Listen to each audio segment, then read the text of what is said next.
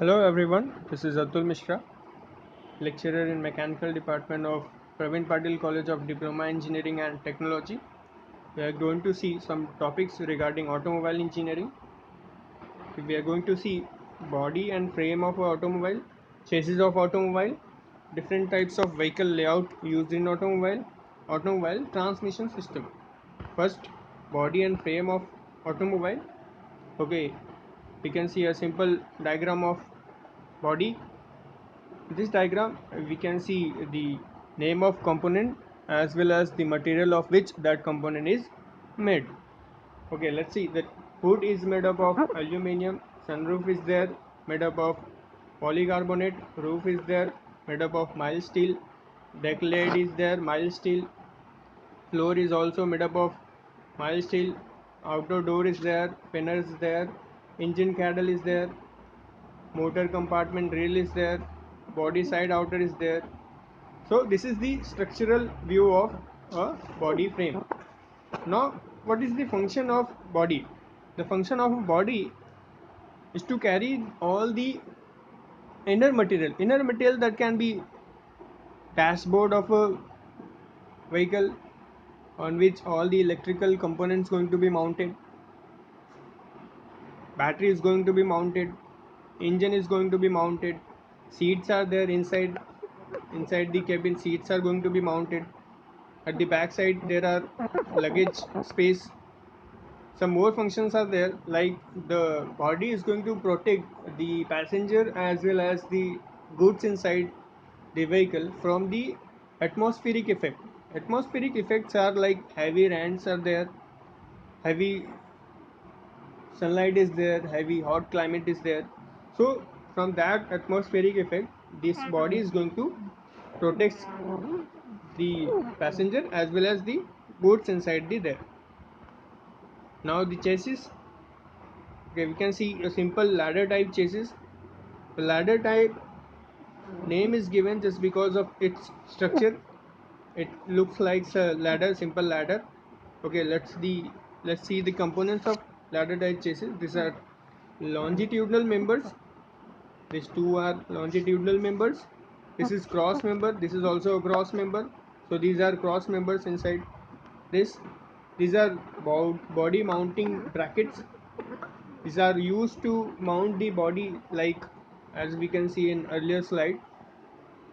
The body is going to be mounted on the chassis with the help of this brackets. All the different components are going to be mounted on this chassis. Chassis is known as load carrying component. All the vehicle load is going to be on chassis. Like we can see the body mounted on this chassis is going to be, and passengers load is going to be on that, goods load is going to be on that chassis.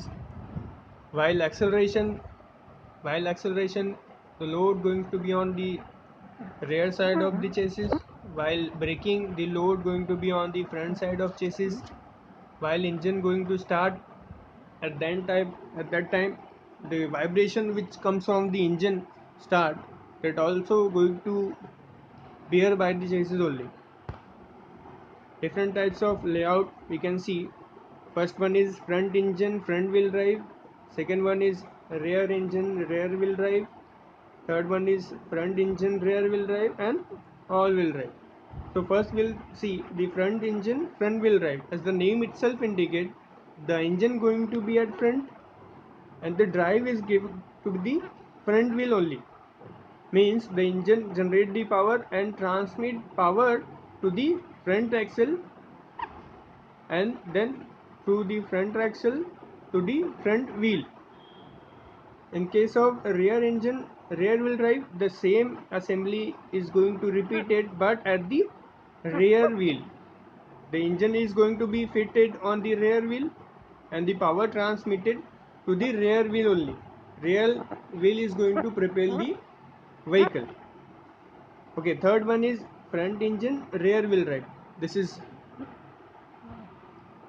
front engine rear wheel drive layout. In this we can see the engine is fitted at front and the drive is given to the rear wheel. engine power generation is going to be on the front wheel, and the power transmitted through this transmitting members like clutch is there, differential, propeller shaft, axle. So by means of this, the power is going to transmit on the rear wheel. Means the rear wheel is going to propel the vehicle. The fourth one is all-wheel drive. In case of all-wheel drive, we can see engine is fitted at front, and the power is going to transmit to the front wheel also, and the power is going to transmit to the rear wheel also. Means the vehicle is going to propel by four wheels. Means all the wheels are going to be propelled by the engine power. This kind of vehicle layouts is used in the sports car, and this one is maximum used layout. This is normally seen in many of the vehicles. Okay, now we are going to see automobile transmission system. Means the how the power is going to be transmitted to the driving wheels. Okay, as we all know, the engine is the generating member which generate the power by using fuel. This is clutch. The function of clutch is to engage and disengage the engine from the gearbox. This is transmission. Transmission can be manual, and that also can be automatic. In case of manual, we use here gearbox. In case of automatic, we use torque converters. Okay, after generation the power is going to transmit to the transmission system. In this transmission system, we can obtain the various speed ratio as we required, higher speed and lower speed also. That power is again going to be transferred to the U joints. U joints is very important because the angle from the power generation and to the receiver is different.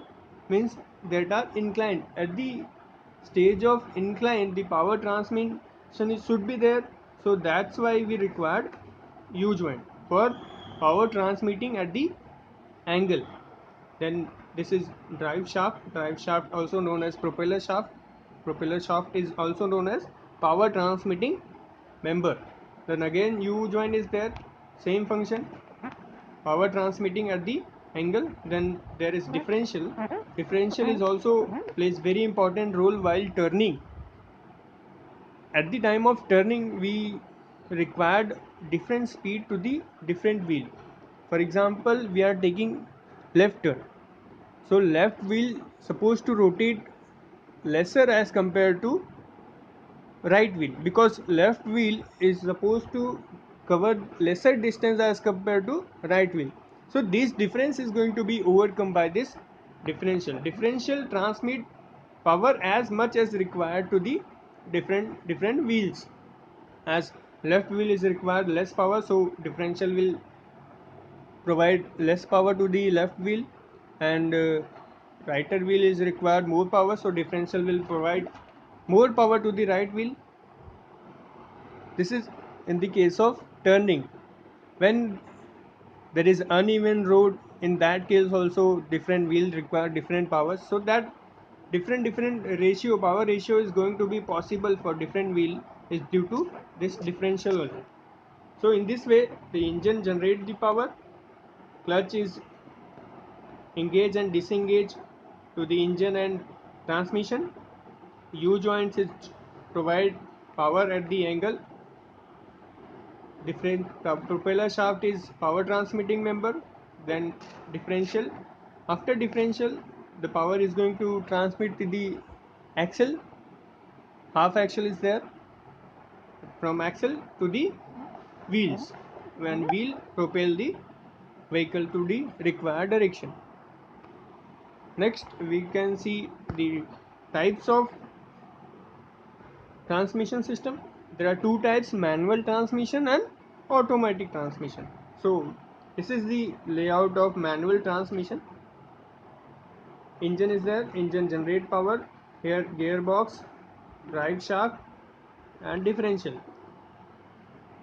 When the engine generate power, it transfer the power to the gearbox. In the gearbox we choose the required ratio of speed, as we required higher speed or lesser speed.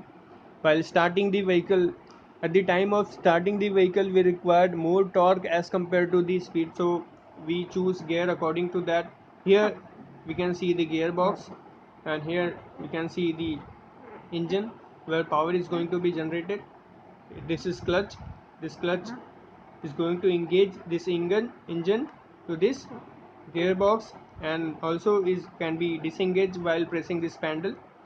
When we require different power ratio, we press the pendle, we disengage this, and we choose whatever required gear ratio we want to, and after that we release the pendle, and that after that releasing this pendle, this clutch is going to engage this gearbox to this engine, and the power is going to be transmitted to the wheels.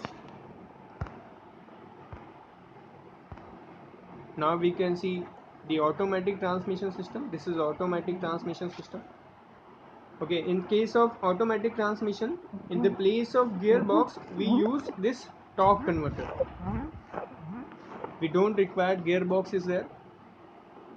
In the place of gearbox we replace gearbox by this torque converter.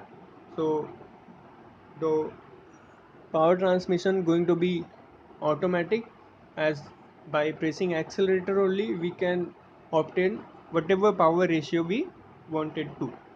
This is all about today. Thank you.